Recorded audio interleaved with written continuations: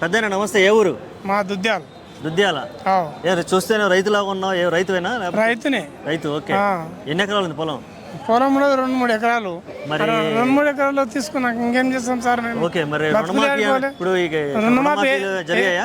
ఏ లేదు. రుణమాఫీలు జరగలేదు. రైతు బంధు పరిస్థితి ఏంది? ఏ లేదు. ఓకే. సన్నబియ్యానికి బోనస్ అన్నారు మరి పండించిన పంటకు వచ్చింది? ఇయ్యలేదు. ఓకే. అంటే ఈ కాంగ్రెస్ ప్రభుత్వం వచ్చిన కానించి నీకు అసలు ఏం జరగలేదు? ఏం జరగలేదు. మా టీఆర్ఎస్ ఉన్నప్పుడే జరిగింది. ఓకే. ఈయన వచ్చి 2 లక్షలు మాఫీ చేస్తాని కొందరికి అయినాయి, కొందరికి కాలేవు. ఓకే. 10 మందికి అయినాయి, 5 మందికి కాలేవు. మళ్ళీ ఎట్లా చేయలేదు సార్? మాకేమో తెలియదు. మేము చదువుకుని లేము.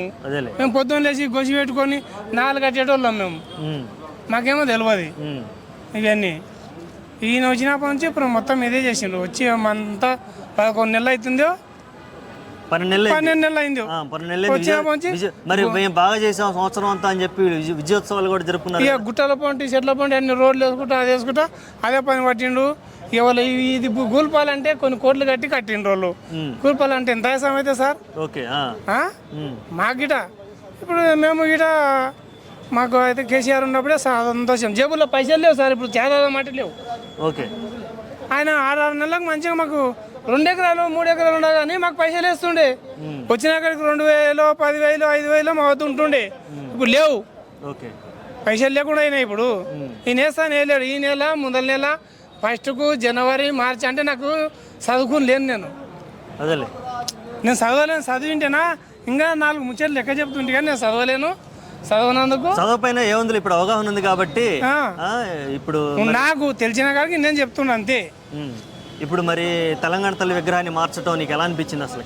నాకు టీఆర్ఎస్ మంచిగా అనిపిస్తుంది కానీ ఈ కాంగ్రెస్ అయితే ఏమి వచ్చిందంటే మాకు ఇండ్లు భూములన్నీ కూల్పి ఆయన కొడుకులు, కోడళ్ళు, అల్లుళ్ళు, బిడ్డలు బతకనికి చేసుకుంటున్నాడు. ఓకే. అంటే సొంత ప్రయోజనాల కోసం ఎక్కువ పాకులాడుతున్నారు అంతే.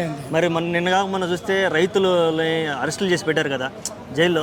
ఒక రైతుని అరెస్ట్ చేయడం అంటే అసలు ఏంది, ఏమనుకుంటున్నారు? చెప్పు ఆయన చేసేది అట్లా అందరికి ఇట్లా వచ్చేది గుంజుకునేది పోయేది ఇక చేసేది. ఆయన ఏ సినిమాల్లో చూపించినట్టు జరిగింది అంతా. వచ్చే దౌర్జన్యం మీద వస్తే ఇప్పుడు అడకపోతే నేనేం చేస్తా?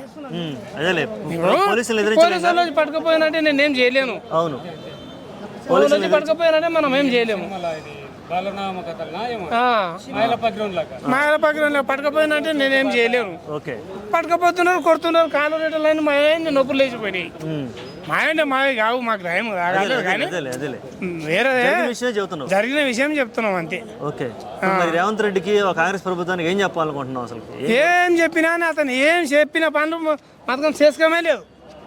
అన్ని తొండు మాటలే. మరి ఆశ పెట్టి ఓటేయించున్నాడు. ఆశ పెట్టి ఓట్లు వేసి మేము ఇది లాస్ అయిపోయినాం అంతే. ఓకే.